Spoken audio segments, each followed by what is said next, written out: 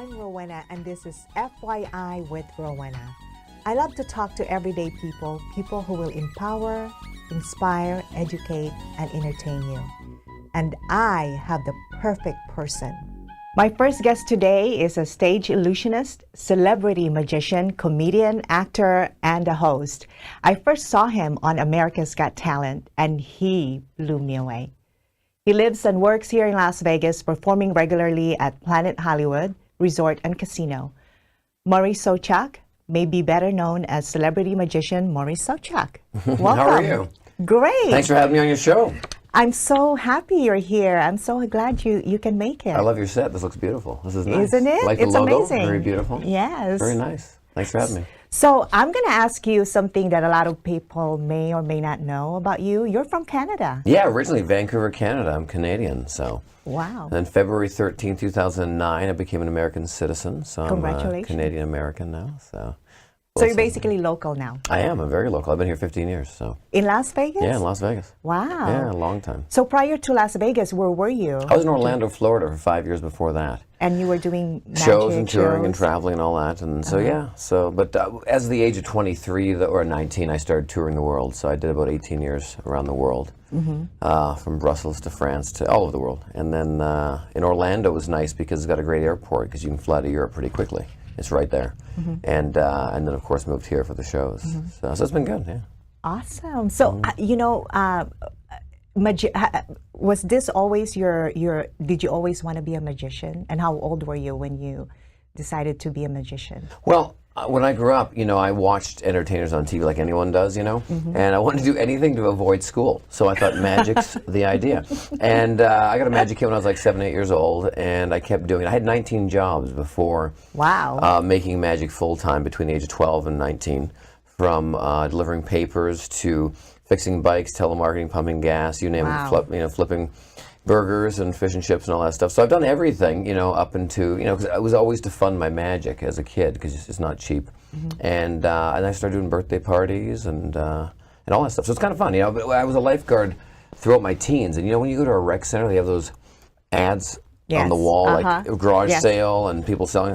So at the time, there was a Commodore 64, the first computer, which dates me, but I would make ads and I'd put them against the wall. So when I went for my swim lessons, I'd put ads for birthday parties, doing magic shows for $50 a party. And they could rip off my phone number and call me. And believe it or not, I'd get 2 or 4 or 5 birthday parties a weekend when I was 12, 13 years old. And my dad would drive me, so I was making $300-400 a weekend just doing kids' parties. So when you were a teenager? That's how it all started. Well, not, just 12, 13, yeah. Amazing. Yeah. You're very talented. And another place that you performed at was at Monday's Dark during my foundation's event. That's right. And you just blew everybody away with that card magic that you do. With it's the bottle, it's incredible. Yeah, Monday's Dark is a great charity, organization in the sense of helping charities every month, and that I love what Mark's doing in that. So yes, I'm going to have him here soon too. Good, I love Mark. He's doing a lot of new things. He's doing really well. And I'm very happy for him. Yeah. So let me ask you, when you decided to be a magician, how did your parents react to that?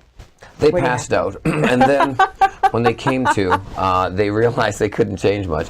My dad worked in the railway all his life, and he also worked for the Vancouver Canucks in the evenings. He had 2 jobs, and he worked both of them, the railway for 37 years, and then he worked for the Vancouver Canucks for 35 years.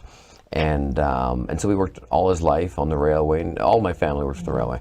And I was the only black sheep in the family that kind of did something entertainment-wise. My dad always did entertainment. He cut a record when he was younger. He played all musical instruments, but his dad always said, if you want to raise a good family and have a good lifestyle with a retirement plan and everything, back in the day when everything did balance with the economy, that he didn't go into that, whereas I wanted to do what I enjoyed doing.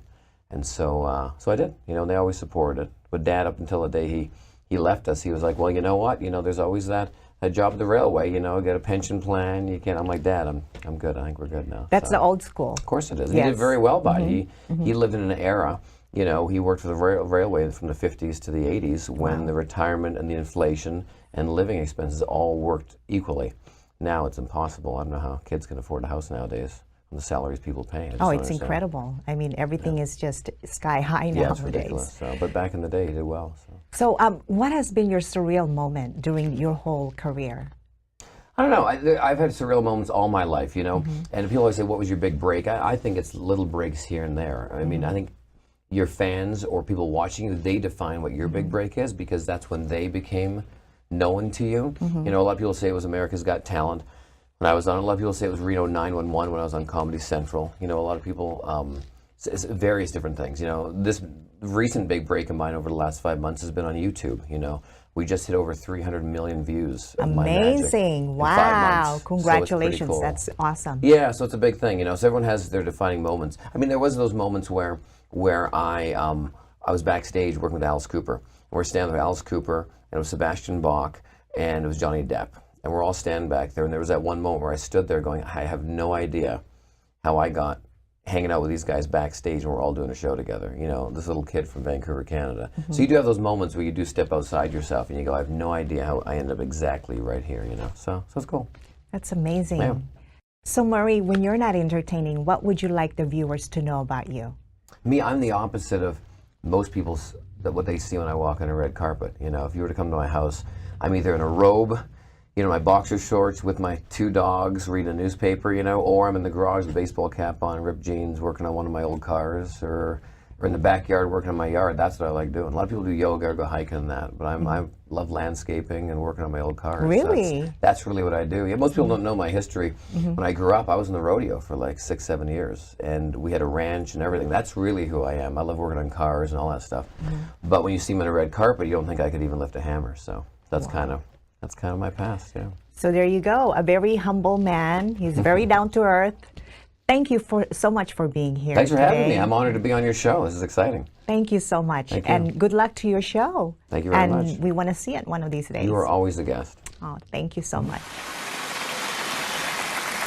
I love doing predictions and different things, so on the way in, I went to a toy store, and I bought some Matchbox toys, regular toy cars just here. And anyone ever have these? Yeah! Perfect. Just the middle section. Good, all right. Can you help me, young man? All right, I got, you can stand up, sure. You want to feel like you want to stand up? Yeah. Oh, you're tall. Sit down. No, I'm just kidding. So I got a Porsche here, I got a speedboat, I got a white Jeep, and I have a green tractor, all right? Do you drive yet? No. How old are you? 17. 7. What is it? 16, 17? I'm too late. Grow up, man. All right, so if you're to drive a car and you want to get one, you're going to have your first car, right? 16. Which one do you want? Jeep. You want the Jeep? Nice. Hang on to that, all right? Yeah. Watch carefully. If this doesn't work, it's your fault, all right? Sit down. Watch carefully. Let's go, guys. Here we go.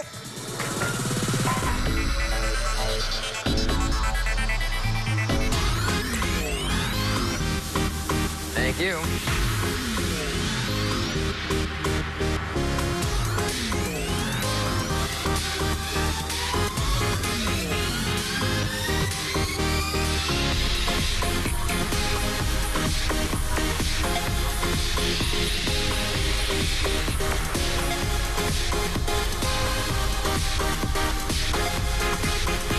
Let's go.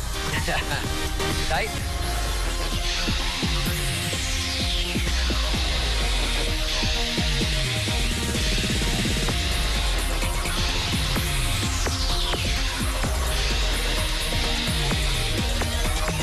Go! Is that your car? Is that the one? High five. High five, man. High five. Yes, yes.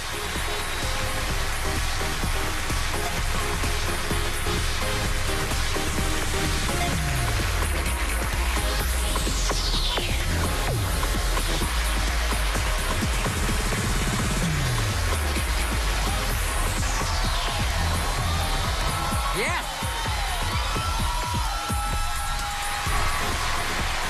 Thank you. Enjoy the Jeep.